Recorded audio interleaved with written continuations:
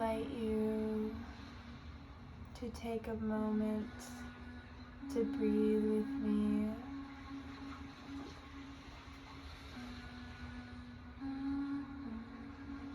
A moment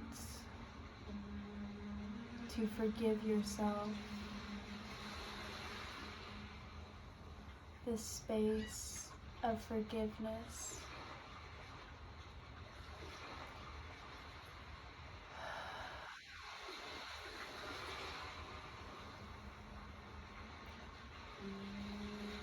Despite it all,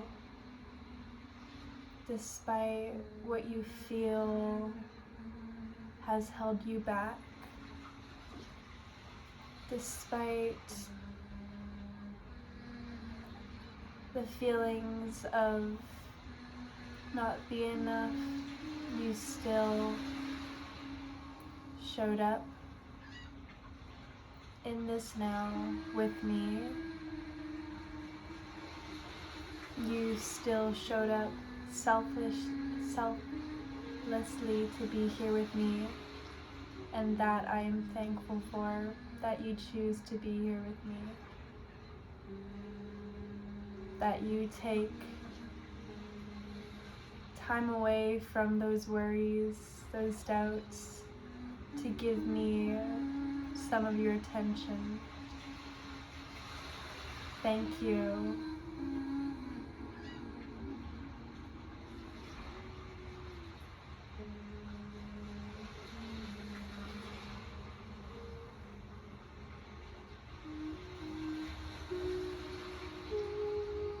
I had no intention to be so at ease when I started this video, but there is something about sharing and speaking that really grounds me and roots me into this moment. A place where I can feel whole within myself. And similar to what you may be experiencing, I have been feeling stressed and as though I'm not good enough. I haven't been open and honest with you. I haven't been sharing with you. And I've selfishly been keeping everything in my own mind for about a month now. About a month of being inactive. And it's a little bit heartbreaking to be in that state, because the biggest turn that I see, the biggest shift I see, is simply me not showing up for myself. Because I'm not exactly sure what this relationship does for me, but every time I turn on the camera to talk to you, I don't feel anything but love, and I feel such deep compassion for myself, and I feel so connected to myself and my journey, myself and my purpose. And when I turn on the camera, there is no hiding. I am seen completely for all that I am. I can't go and run off and hide and scribble in my own mind, because this isn't that space. And I am so lucky to have this space, to feel so grounded through the use of sharing. I've been really in my head lately, thinking that I needed to perfect myself. I told you, I've been scribbling in my own mind, thinking that before I start this YouTube channel, before I start really creating a platform, before I really start looking into my own soul, I need to write it out. I need to get A, B, and C done. I need to heal from this wound, and I need to heal from that wound. That I need to do all of these things before I come forth with you.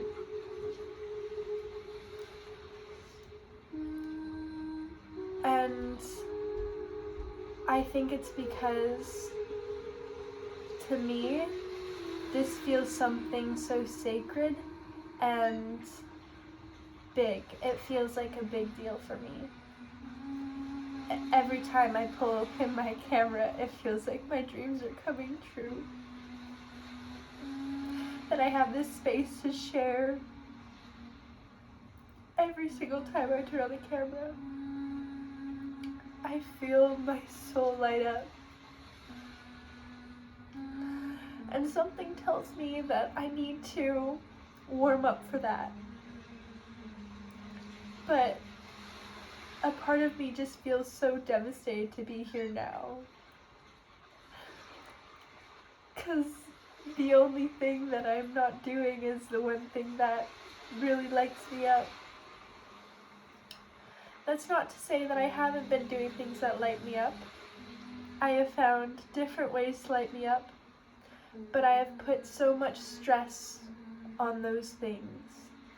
And I've really constricted and put myself in a box when my biggest passion, my biggest dream right now is filming and sharing for the most part, but being here with you because I love you. And I really, really like your company. I really like your friendship. And you offer me so much comfort and so much support. And that's the one thing that means the most to me right now.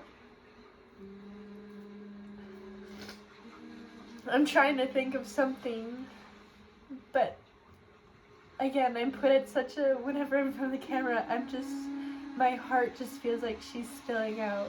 And there's not, everything else is blank and quiet. There's no thoughts. It's just my heart. And that feeling of just speaking through the heart is a dream come true.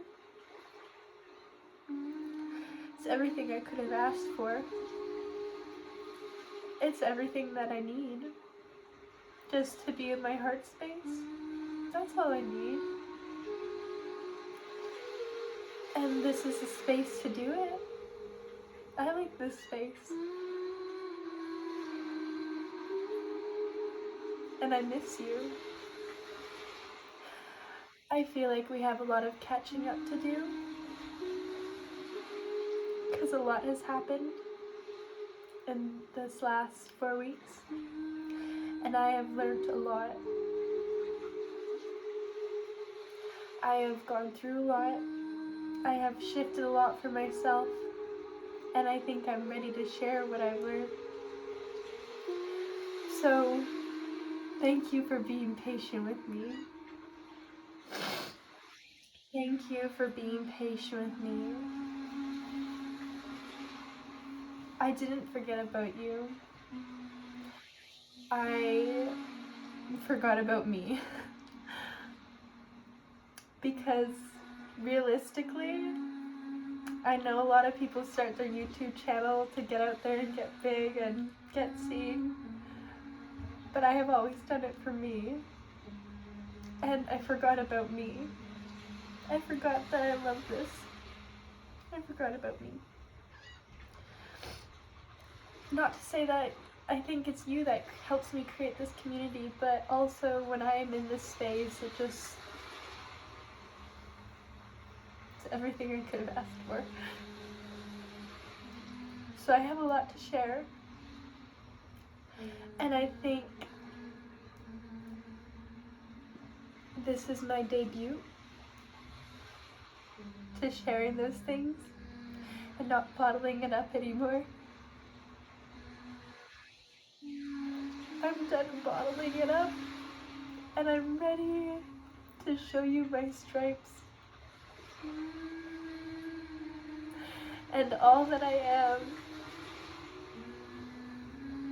And you know what, the other thing I really love about this relationship is because there's no mean thoughts in my brain.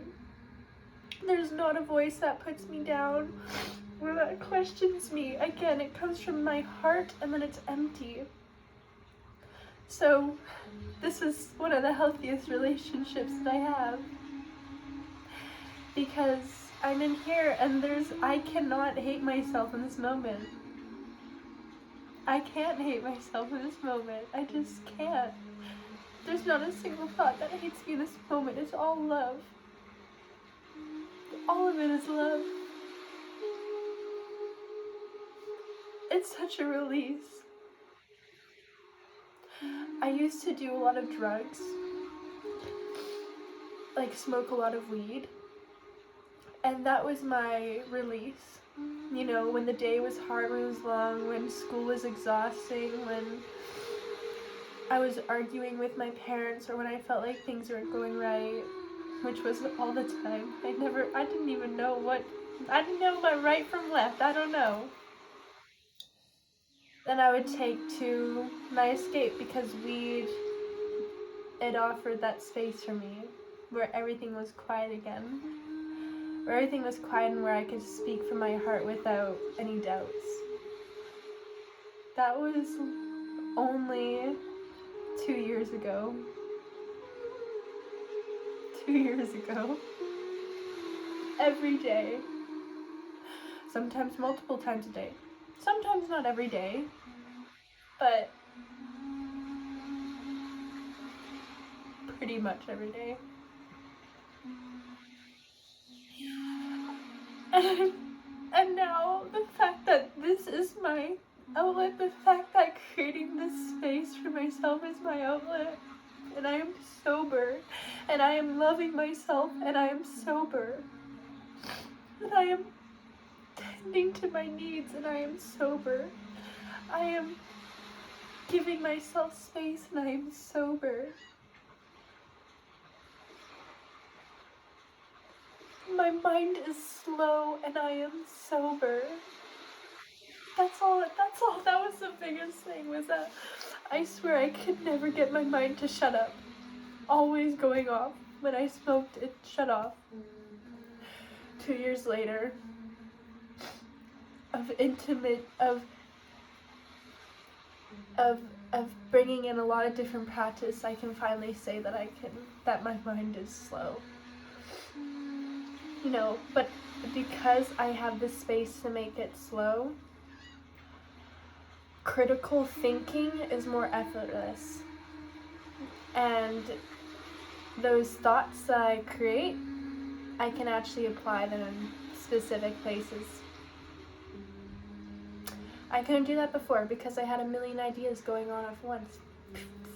Fire, fire, fire, fire. But now I have a fire and I can actually keep it well lit.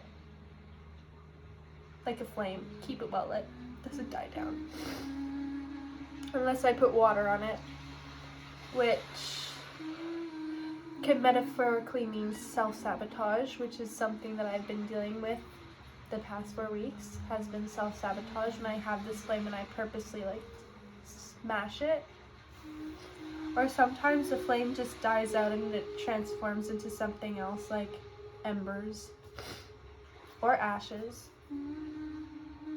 So I don't think the flame is meant to stay forever, but at least now I can be close to the fire without panicking, without wanting to jump in it. Some days I want to jump in it. Again,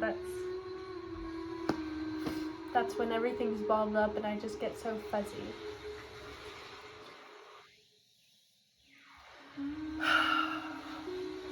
I'll tell you how I got to that state though. this state now, it was gradual.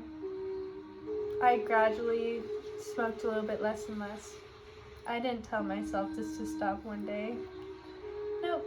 As I started to bring in healthier habits and different avenues of my life, I just slowly started to release a little bit more and more. As I started to journal, as I started to do yoga, as I started to do breath work. Again, I was taking in all those really slowly too. I didn't even know what that meant. But I just started doing the things I like to do. Things that seemed to just speak to my soul. Things that didn't need an explanation. And slowly the desire to smoke dissipated and was filled with the desire to love myself. You know, that when I was having an anxiety attack, that I didn't smoke to push it away, but that I sat there with myself and had that anxiety attack. And I held my hand through that anxiety attack until I crumbled. And then the earth shattered and I fell through the earth and was popped back out. So I sat with myself through those emotions. And then over time I got really good at it, really good at shattering and not falling through the cracks of the earth.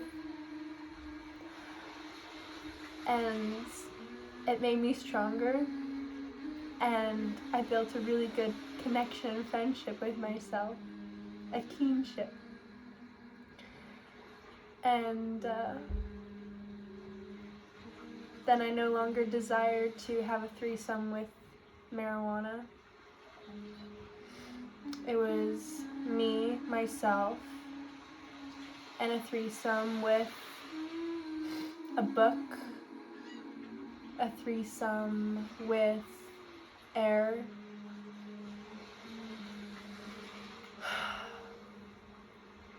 a threesome with my thoughts, just me, myself, and I.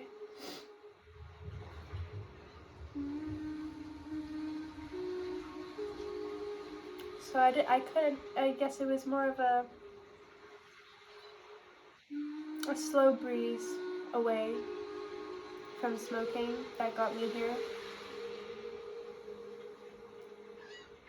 But I can confidently say that it's been 2 years. I haven't smoked in, I want to say like a year and a half.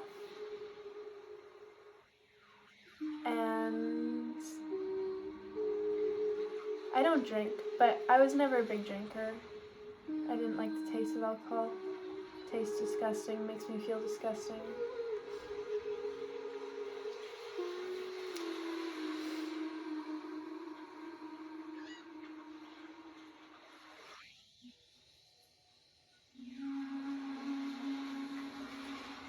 I see myself, in this moment, I just love myself so much when I'm with you. Sharing, I just love you so much. And I think even just sitting here sometimes in silence is really comforting for me, because the energy that I feel, the emotions that I receive are none like that I feel when I'm alone. And you know what? Those past 4 weeks I've been trying to force myself to feel these emotions. I swear I've literally all day today, all day yesterday, all day the day before, I spent in my journaling, hoping that I can feel something like this, and it's just sporadic feelings. None of it is stable. And I've done a lot of journaling before. Like I've written novels worth. But it's just not doing it for me. And yet, how can something so simple, me just turning on my phone, and all of a sudden, everything just comes to light? But I could be in my journaling for 4 hours, and feel like nothing comes to light. But being right here in this moment, that's all it took. It was just being with you. It was so easy.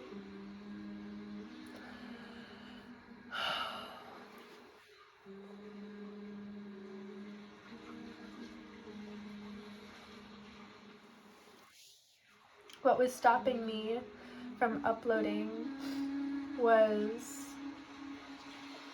I have a lot of ideas, and I can actually feel the energy shifting with everything that I do.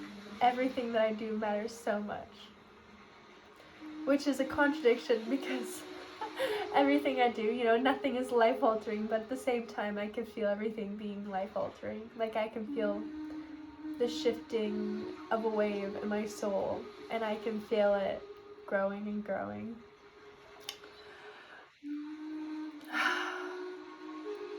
So these ideas, a long list of ideas. So I moved here for a job with horses, competitive show jumping,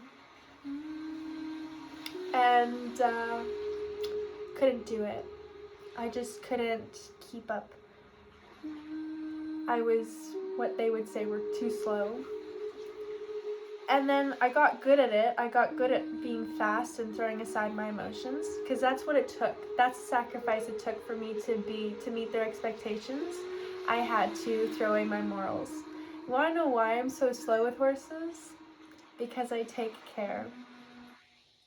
I brush them. I love them. I say kind words to them. I make sure that all their needs are met, and when we're doing an exercise that we move slowly through it with plenty of breaks, plenty of time, and that the horse feels energetically aligned with me, and I feel energetically aligned with my horse.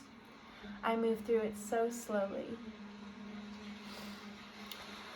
And what was expected of me to take 30 minutes would take me an hour and a half, because that's just me.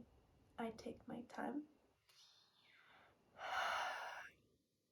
And then it got to the point where I was having to do things that I wasn't comfortable with.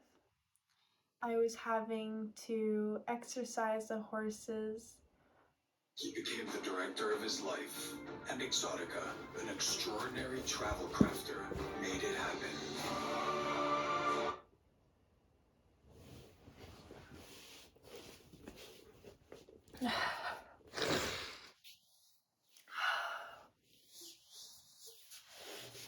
Yes, something extraordinary happened.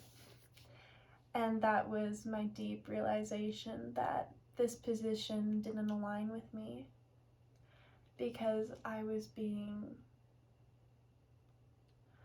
expected to be able to execute all of the requirements of my job,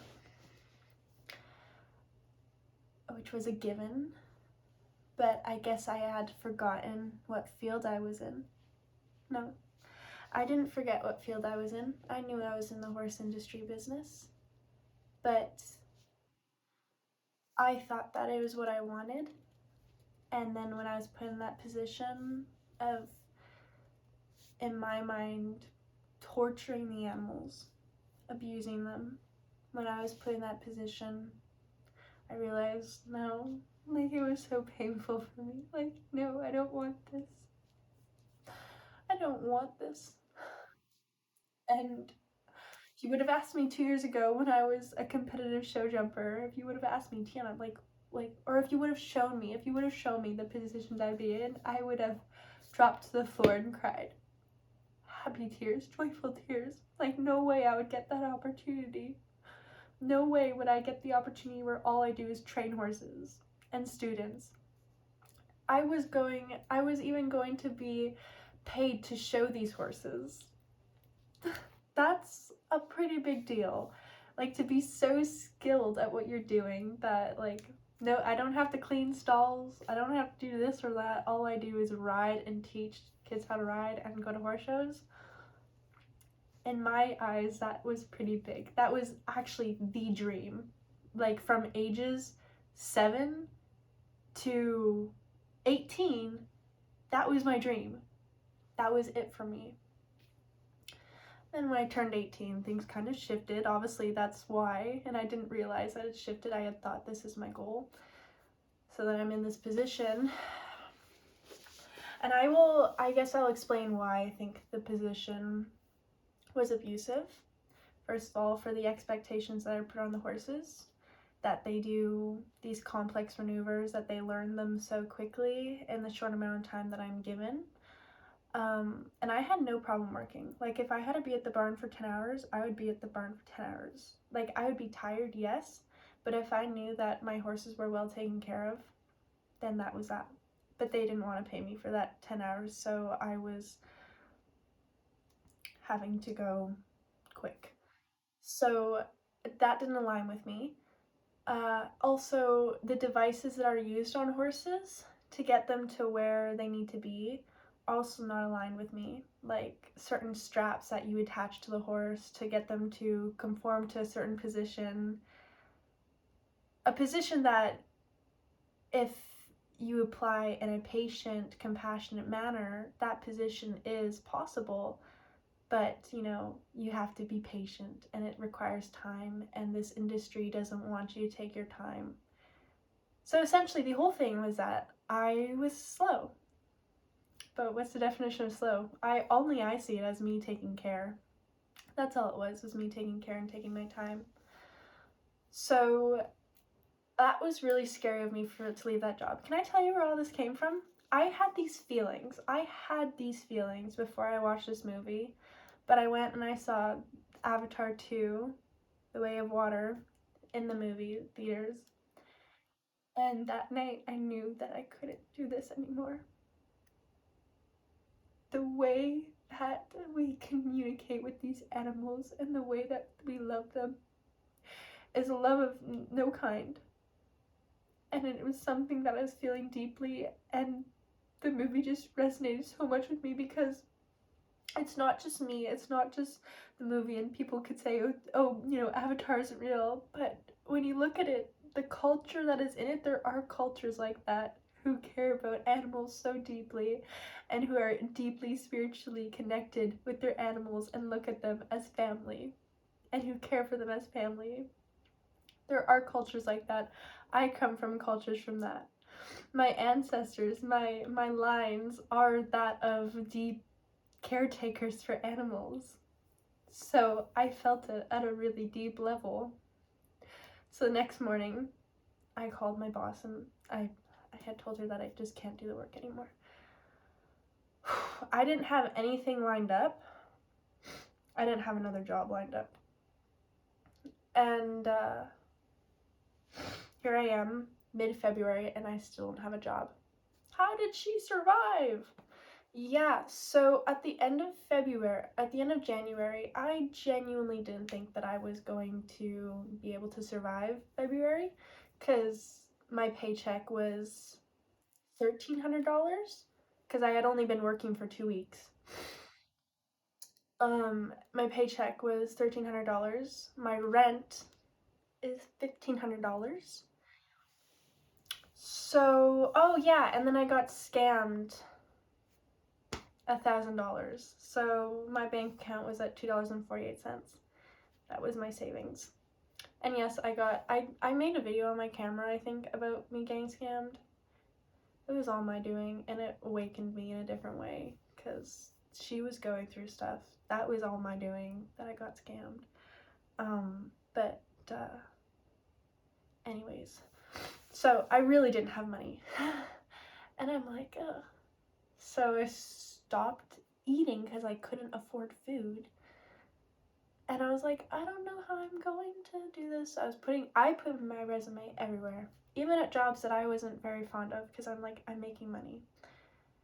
And then I decided to sell on a whim some of my possessions, some valuable like horse possessions from like the industry, because everything in this industry is like really expensive. And there was a whole story behind that. So I was really protective of these items. I was really protective, and I didn't want to give them away. And for years, people have been like asking to buy them. I'm like, no, like, no, I can't sell them. But I decided to sell it. And I thought it would take me, like, I was so scared. It was like 5 days until my rent was gonna be due. I was hungry. It was like scary. And I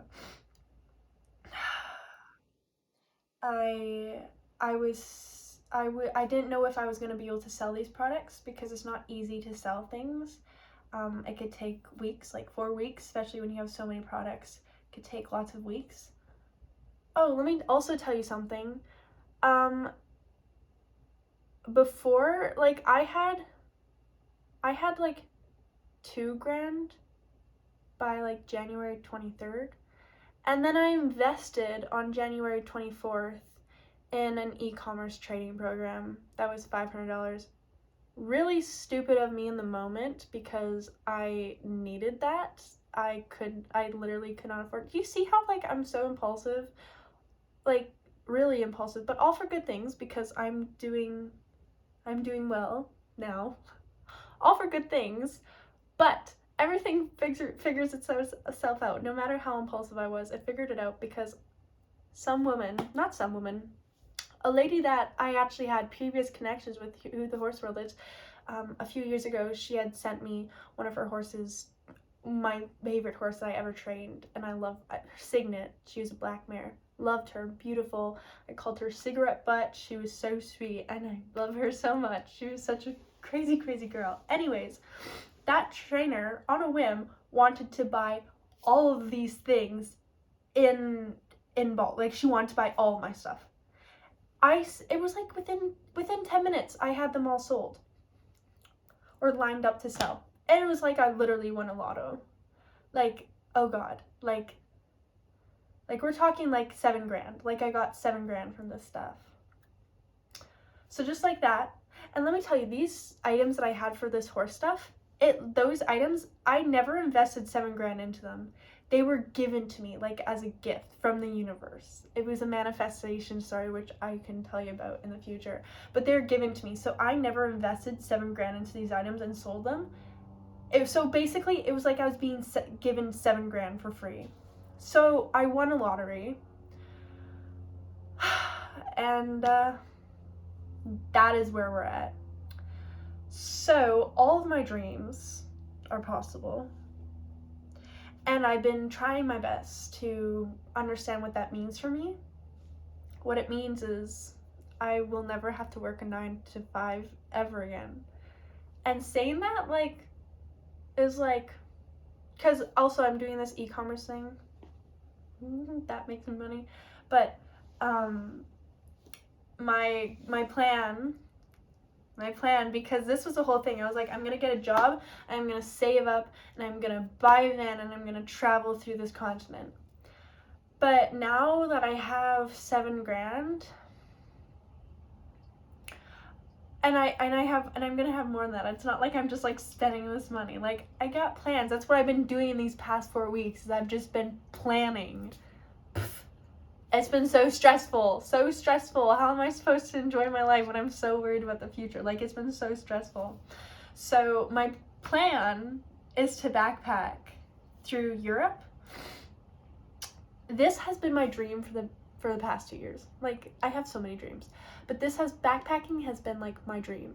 And I moved to Prince George thinking, oh yeah, like, cause I always wanted to move to Europe. I told all of my friends last year, yep, I'm moving to Europe when I leave school. Yep, I'm moving to Europe. And then I didn't move to Europe. I moved to Prince George thinking, oh yeah, this will be fine, cause I just had to get out. Like, I couldn't be in Calgary anymore. And it was going to take me like 6 months to get like my visa or something. I'm sure it wouldn't have taken that long if I looked into it. But I was so impatient. I'm like, no, I need to get out of Calgary now. So I moved to Prince George. I'm like, nope. Even though I still wanted to move to Europe, I'm like, yeah, I want to move into Europe, but I didn't have the funds. So I'm like, fine, I'll move to Langley. Well, I was like, I'll move back home. Figure it out. And then when I was back home, I'm pretty sure I got that job in Langley. Nope. I got my Langley job when I was still in Prince George, and that's why I moved. Yeah. But I was going to quit my Prince George job anyways because I did not like it. It was like 10 hours a day, 7 days a week. So it wasn't actually 7 days a week, but I didn't get days off. Like, even on my days off, I had to wake up at 5 in the morning to do morning shifts, and that just, like, I don't like that. I don't like doing that work, much work. I don't, especially when it's, like, I just don't like doing that much work.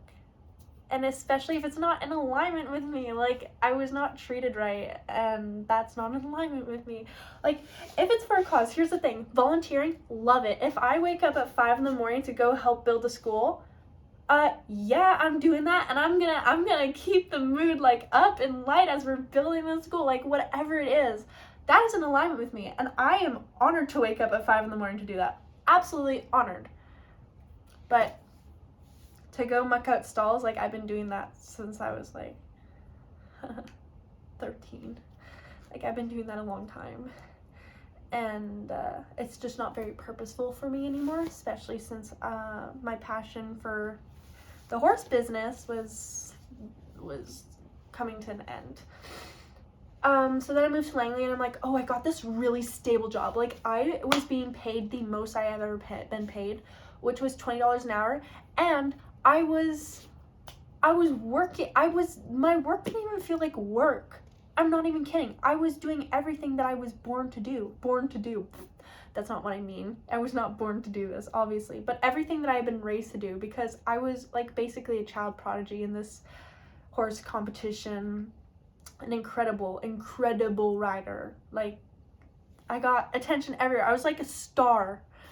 So to get a job like this, I was like, sweet. So I thought, oh yeah, I'm gonna have a stable job, and I'm gonna live in Langley. Langley is beautiful. Greater Vancouver, the most beautiful, loving place I've ever been. And I love my home, and I love Langley so much.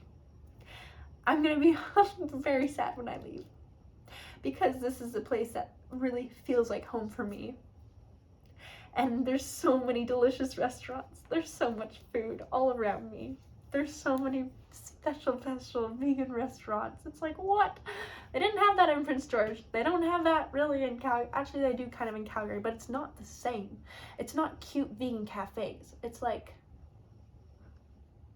it's not the same. Everything in Calgary for me is different.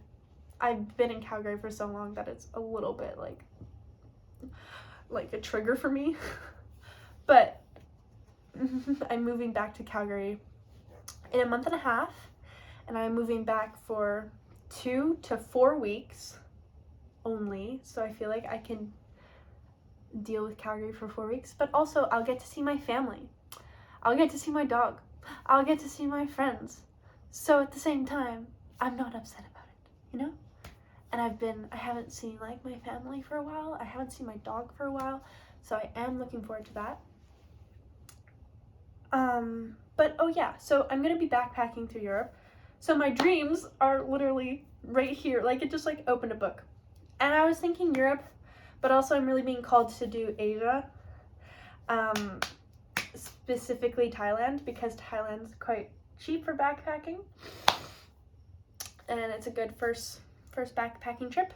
My plan is to backpack for 2 to 4 weeks alone, with an itinerary that has been provided to me by previous backpackers.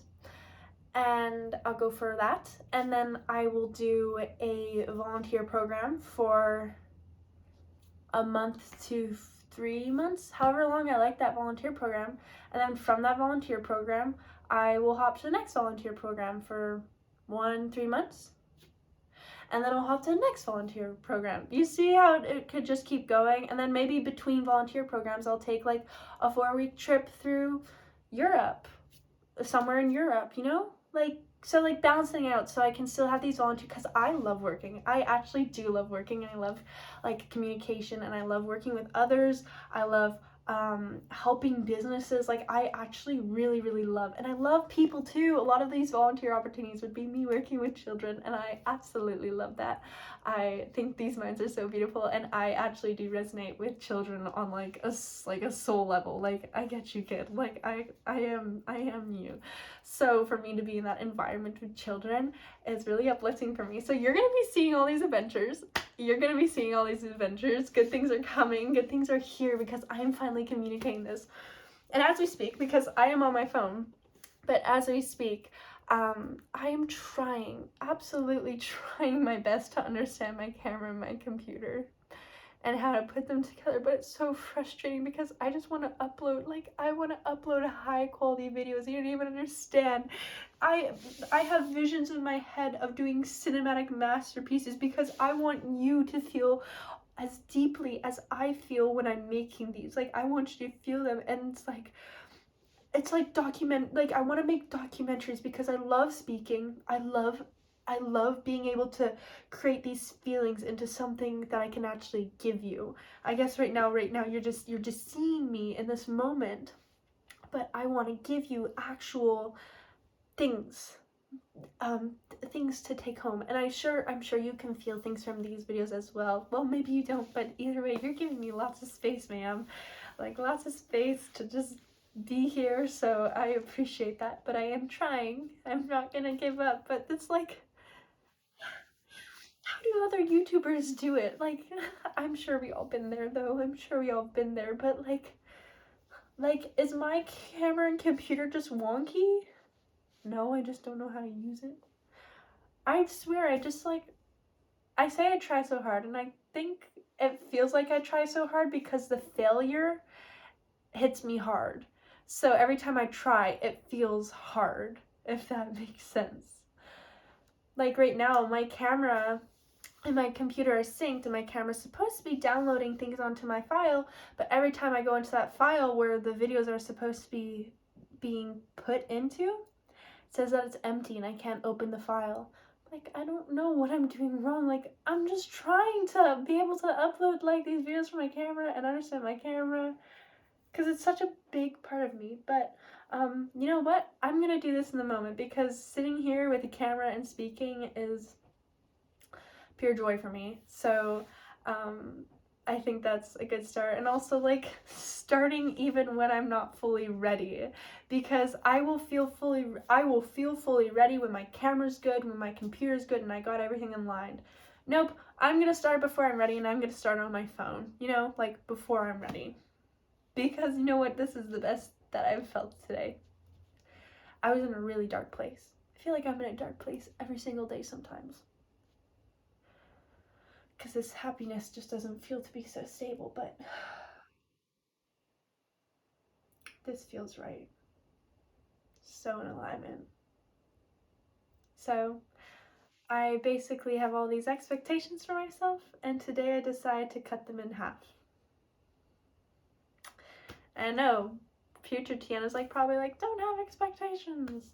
But I have goals, okay? They're goals. No, they're not well, you know what? I say that they're goals, but a lot of them are expectations for myself, and that's something for me to recognize and work through. But even in this moment, I am doing that. Like, I am acknowledging that without having to sit behind my journal and journal for like hours and hours. I am in this moment recognizing that I have expectations for myself, but I am healing by not listening to those expectations and doing what I want anyways. I want to film a video. The expectation is to do it on my camera. Nope, I said I wanted to film a video. So I do it on my phone, right? Filming YouTube. And then I was like, oh, and I want to start this business, this one, this one, this one, that one. I'm like, I have like 6 different business ideas in my book that I do this on Monday, this on Tuesday, this. I'm like, girl, slow down. Like, I get it, like, life is fun, we have all these projects, but save a few projects for, like, Tiana 2 years from now. Like, girl, or Tiana a year from now. Save something for her. That way I can also keep this sustainability going, like, that this can actually be something consistent for me to work on. Like, I'll tell you what I'm working on right now would be obviously overcoming these barriers, but also uploading like pictures, and I've been writing lots. I write lots. And I made journaling sound like it was like this big bad thing. No, I've been enjoying my journaling. I write lots and I love writing. I've been writing a book about what it takes to be a human, and I think you'll really like that because it's so contradictory because you think that it's a big deal. In reality, it's not that big of a deal. But you're valid for feeling that way because it is a big deal, but it's not a big deal. All of it is explained in detail in my book that I literally am just doing for fun. Like, there was just, you want to know how it started? Was by not expecting so much from myself. It was actually in this exact kind of situation. I was sitting at Starbucks. I was writing in my journal about, I was just writing. And there was a man sat beside me, and I was talking to him before. His name was Tony, and he was like having his coffee. And he was an older Hispanic man. And he was like, "Oh, what are you writing?" And I said, "Oh, I'm just writing." And he's like, "Are you writing a book?" And I was like, "No, but I can be." And then that's where it started. So then I started writing this book. Because at first I was like, what am I going to write about? And I'm like, oh, yeah, I'm a human. You're a human. You like reading. We're going to go along with that. And what changed it, because I have been wanting to write a book for, well, like a year and a half now. Like, I've been wanting to write a book. And I just haven't done it because I'm like, oh, I have to be this healed to be able to write a book. You know? This is the expectation. I have to be this healed. Nope, let's cut it in half and meet her there. That's what Tony showed me. Because when he asked, are you writing a book? He asked it as if it wasn't a big deal. Like as if writing a book was something that everyone does. And for me, that just like made me feel like so much better. I'm like so much more at ease. Like, oh, like it's not a big deal. So that was just like a good turning point for me. Thank you, Tony. Thank you. So writing that and then trying to balance out my life. This is actually the first moment, like I said, that I actually feel like I'm stepping out of this dark, chaotic phase of my life. So I guess everything's still up in the air, but I'm not going to leave you, buddy. Because this makes me feel so alive. So again, taking things in halves. Even today, it's been a struggle for me to go outside the past 2 days because I've been so up in my head. So tonight I'm like, walk up the street. I was like, okay. So I started walking up the street and I'm like, nope, let's half it. I walked half. Let's go back home. That was valid to half it.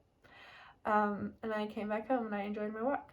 And then even coming today on the mat, I was like, okay, I'll do some stretches. And I guess we haven't finished that yet, so.